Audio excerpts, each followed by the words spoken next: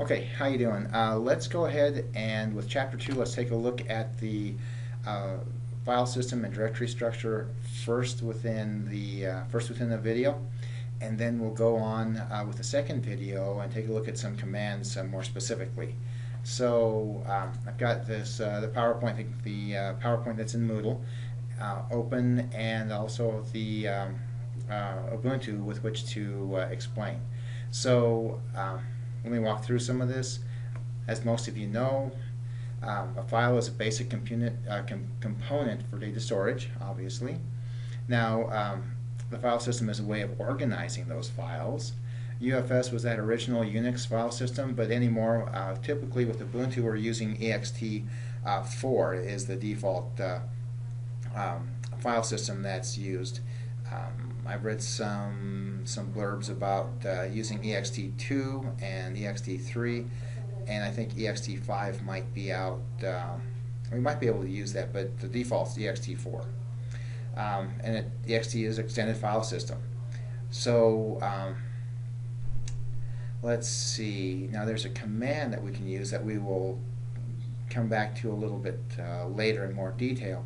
But if I click over here, and if we let's clear that off, and if we type df, and df is a command that takes a look at the file system, dash capital T. In Linux, uppercase, lowercase, case matters.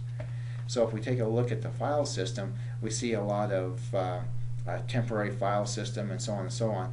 This DEV is the device directory, and SCSI drive first partition 1 is associated with it. That's our main container file. That's our main file. It is using ext4 as the file system. So again, it's extended file system 4. Now, let's see, a couple of slides. I guess what we do is compare ext4 or ext with Linux with NT, sort of the original Microsoft Windows server file system. And NT was for the acronym was for New Technology, and it was a system that was built for the original Microsoft server environment back in about 1995 originally, that had a permission set. So there were permissions associated with it, file permissions, where you could read, you could write, you could create, edit, do all those different kinds of things. ext4 is the same sort of structure, and it's actually had those file permissions for years, whether it was a different flavor of ext or ext4, there are different file permissions associated with that. So when we take a look at this, let's ls for list dash l is a long listing, and that provides a directory listing of all the files within my directory. We have desktop documents and so on. That's kind of immaterial. What we're looking at here is initially we have D for directory, or a dash for no directory, and then the next 3 octets is the user, read, write, or execute.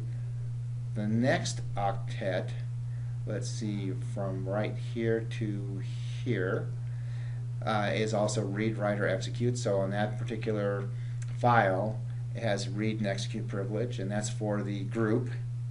And then for users, others actually, is another, the third octet is read, write, and execute for that as well. The point being is that ext4 has permission sets associated with that, and we talk about those permission sets a little bit later on. That's what has to happen.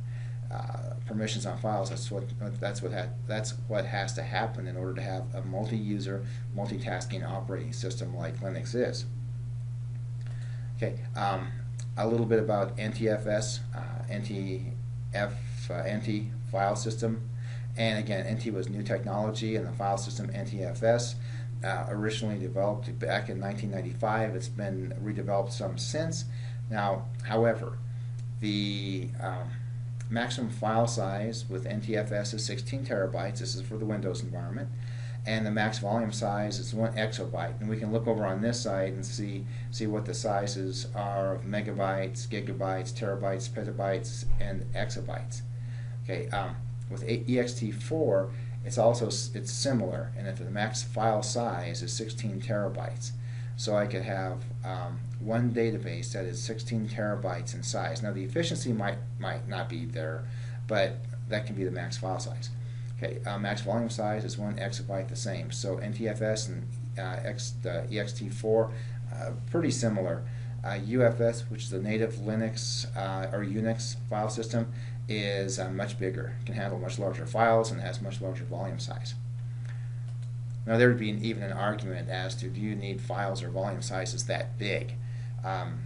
It may not even be efficient to have those file sizes and volume sizes that large. The next short section here is taking a look at the directory structure within Linux. Now, back over to here, these slides refer to the top-level directory structure. Over here, if we go ahead, and this is our Ubuntu, and we look at the file system, and then if we go to computer, we will see that this is the file, the directories within that top level or root level directory. So that's a little bit easier to see. Typically what you see within these directory folders is, let's see, let me move this around here just a little bit. There we go. We see bin. Those are those binary files, all the applications that we'll use. Boot, which contains the boot up commands. CD-ROM, we see it here, but we typically see CD-ROM within DEV in many Linux OSs. But DEV is the devices. So all of your this is the directory that holds the drivers for hard drives, for the mice, for all different kinds of devices that you'll have. etc. It's again the directory for applications. Home, typically the directory that users will be stored in. Lib, typically library, help files, those sorts of things. What else do we see typically? SBIN, again a directory for executable files. And we see oftentimes ifconfig or ping commands, networking commands out there in the SBIN directory. And var, server, SRV is the directory that when you install your LAMP stack, when you install Apache later on, which is the web server, it's going to go ahead and load its default directories into typically SRV. I think Ubuntu will do that in SRV. Some other versions install it into VAR, but I think we'll see SRV as the main default directory for Ubuntu. And then var, let's see, hold on here. And we will pause this for a sec. Okay, I went back and just took another look. I had mentioned var. And var are those files whose contents are expected to change very often, so you can find those.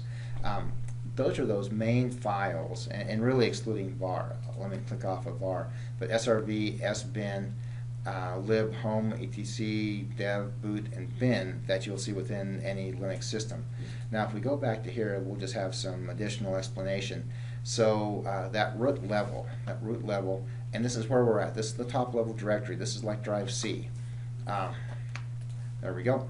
Oh, and I would like to do this too. If we go cd/, that takes us to that top level. And if we type in dir or ls, that gives us a listing of all those same directories that we saw within the file manager listing. Okay, so we have root, that's a top level directory. Next, bin, those are programs needed to start the system and perform other essential systems. Boot, files needed for the bootstrap loader. The kernel OS is out there. The dev, these are like the device drivers as I mentioned. out there in that directory. etc contains configuration files that the system uses when the computer starts, and there's some other stuff out there as well. Configuration files for Apache, for MySQL, for all those other applications.